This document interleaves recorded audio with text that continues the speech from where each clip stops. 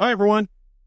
So I slammed AI pretty hard last week. In fact, I've been pretty hard on technology dependencies for years.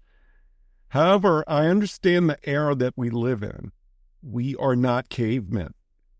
We are all part of the Matrix generation, soon to be called the PS era. That means post-screen.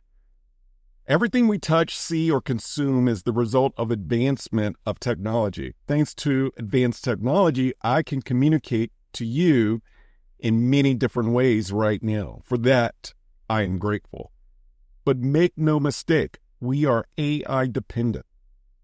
We can't escape the fact that AI is redefining every world system, and because of this, we must defend our ability to remain human. If there is only one thing that I want you to take away from this episode and from the episode from last week, no matter how intelligent we are, the condition of our heart matters more. AI will never have a heart. Our motives, intentions, and desires make up the heart, and it's what we can individually bring to the table when we create, compute, or do our daily work. Most of us are faced with decisions on our career trajectory concerning the future of technology. Can we keep up? Do we need to pivot? When everyone is using AI to have a competitive edge, it's hard not to entertain becoming influent in the world of AI. For the pace of our advanced culture, AI becoming our digital assistants across all professions can certainly improve our work. Doctors, lawyers, engineers, writers, researchers, soldiers, astronomers, teachers, planners, designers, analysts, marketers, you name it. There's a place for AI at the table. AI is already at the table. My caution is not about the good usage of advanced technology. I'm sounding the alarm on those who wish to make humans into technology. Such people are jumping off a cliff without a parachute. But when everyone jumps off the cliff, this is the time to run the other way. Get to know your natural intelligence and lean heavily into how God uniquely designed you to show up in this world. Let's grow our knowledge in God, not in the machine. As humans, God designed us to do amazing work in harmony with our fellow man. We were designed to work and bring honor and glory to God in love and service to others. Our creativity was never meant to turn our backs on the Creator. The how of our personality is our superpower. It's the innate human intelligence, tightly intersected with the heart's passion that can never be extinguished in an overly artificial, intelligent world. We'll be right back.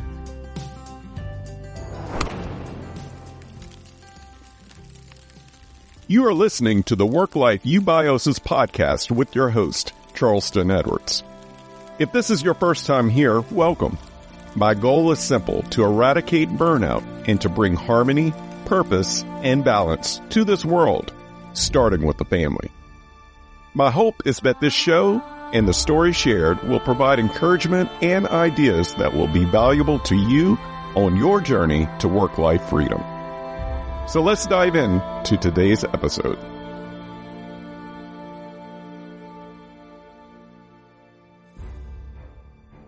Dear intellectuals, I'm sorry this word, intellectual, has been made elite. I'm sorry that we've measured this word through IQ test. I'm sorry this word has been made a place of necessary achievement. I'm sorry this word makes some of us feel less than. I'm sorry this word makes some of us feel proud. I'm sorry this word, intellectual, makes us mute in certain rooms. I'm sorry this word gets all the fame, recognition, and stage time. The word intelligence has been manipulated to the point that we are chasing artificial intelligence for everything. It's like we don't believe that we are good enough. Let's set the record straight. No matter our IQ score, we all have the right to be called an intellectual. We were born into this world already as intellectuals and already loved. Unfortunately, our culture has made us believe we must be more intellectual to be loved, valued, or respected.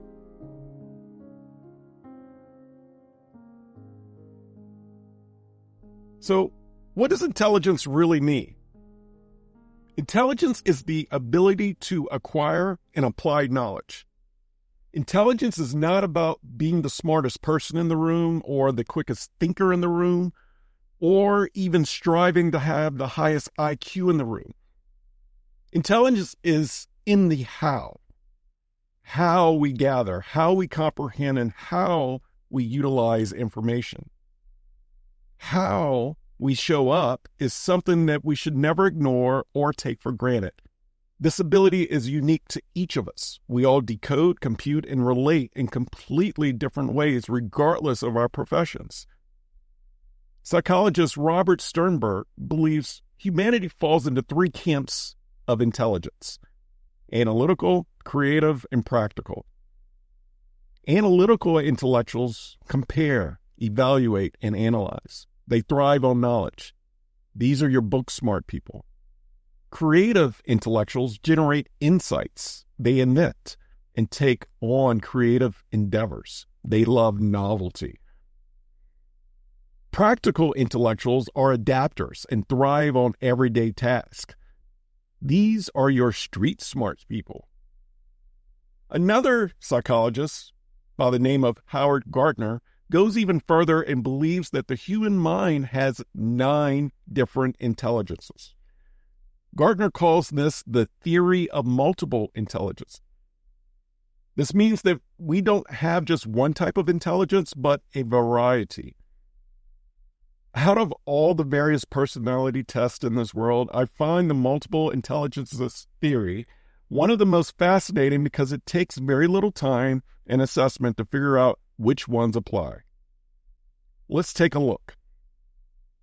The 9 intelligences are logical, visual spatial, musical, kinesthetic, naturalistic, linguistic verbal, existential, intrapersonal, and interpersonal.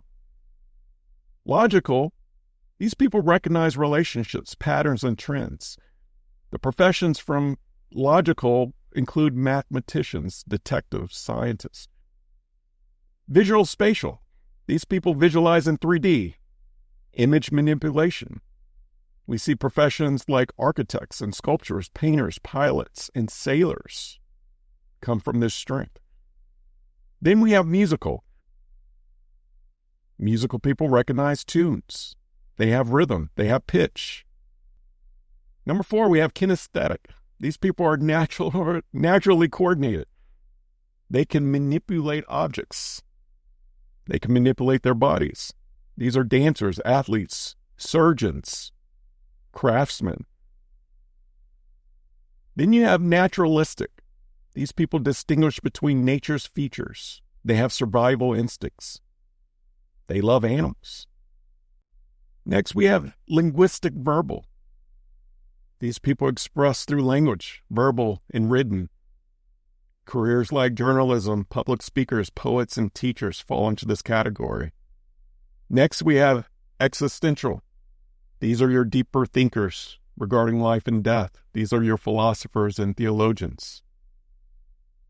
Next, we have intrapersonal. These people understand themselves and they plan accordingly. These are also philosophers, spiritual leaders, psychologists. And then last on the list is interpersonal. These people are intuitive. They're excellent communicators. They have empathy.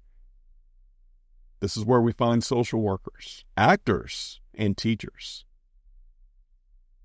As I evaluate this list, I lean towards 3 of them: logical, spatial, and intrapersonal. Combination of these attributes, which I did nothing to earn, has always led the way in whatever room or professional environment that I walked into. What did you recognize? What's your blend of intelligences?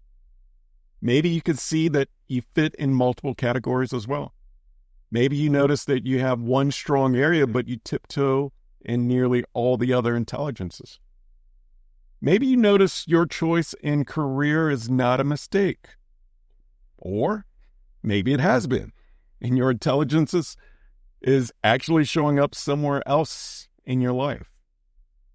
Interestingly enough, Jordan Peterson, one of the world's most famous intellectuals, calls the 9 types of intelligence rubbish. He calls them talents. Go figure. Jordan's pride proves the point. He is one of the people I apologized for at the beginning of this episode. Either way, let's not get caught up in the potato argument. Talents or intelligence, whichever you call them, are innate, and they're a gift from God. This episode is brought to you by Own Your 5 to 9, an organization committed to freeing families of the rat race and burnout. Every organization has a leader, mission, and a set of values that drives the organization. But this is commonly missed in the most important organization in the world, the family. An organization has one mission for how it will impact the world. Why not the family? An organization goes into strategic planning routinely to align its values, mission, and projects. Why not the family? Whose Home, a strategic planning guide for families, is a workbook and a tool needed in all households. Whose Home takes a strategic planning approach with 10 guided exercises to define your core family values, family mission, and tools to operationalize how your family does life together. If your family is facing a big decision, Whose Home is for you. If you're considering a career pivot, Whose Home is also for you. If you desire more intentionality and harmony in your home, Whose Home is for you. Create a healthy culture, not a hustle culture, at home. Visit ownyour5to9.com to claim your copy today.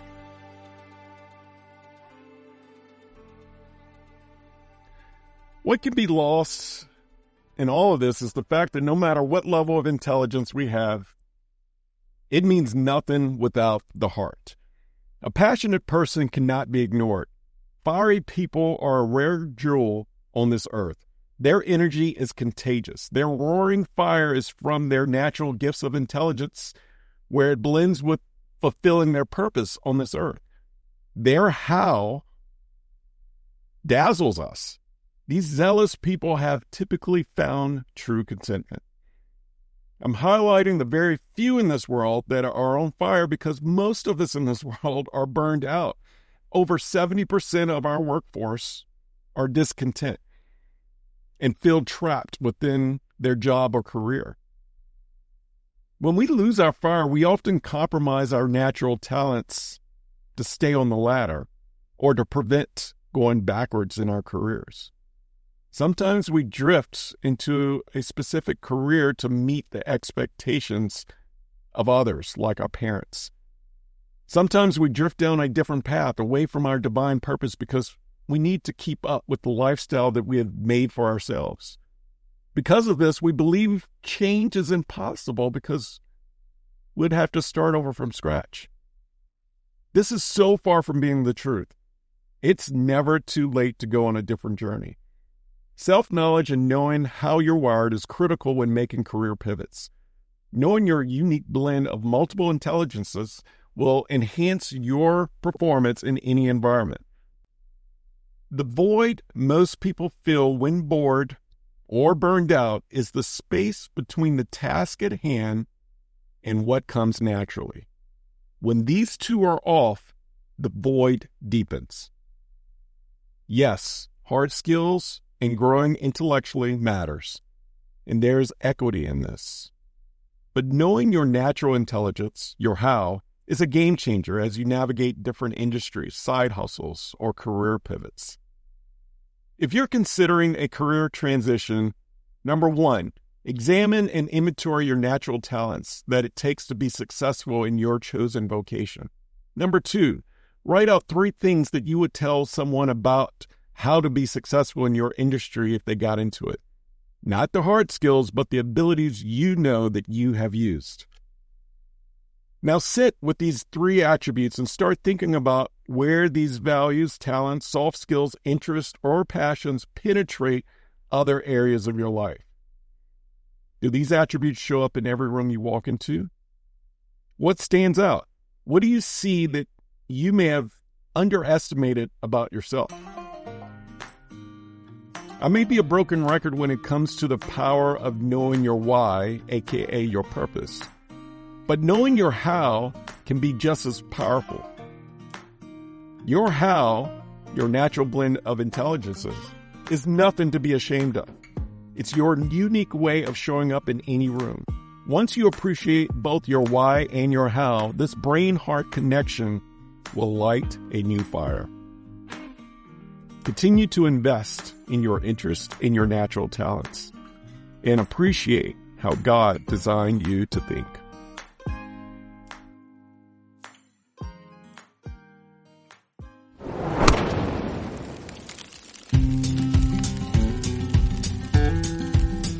Thank you for listening to the Work-Life Eubiosis podcast, part of the Work-Life resources created by Own Your 5 to 9. I hope that you have found encouragement and a few ideas to strengthen your journey to purpose, freedom, and balance. Have you overcome burnout and found a new way of life? Millions around the globe are still at the risk of burnout and losing it all. And your story may be the one that sparks not only a dream, but action. Visit ownyour5to9.com for more information and submit your story.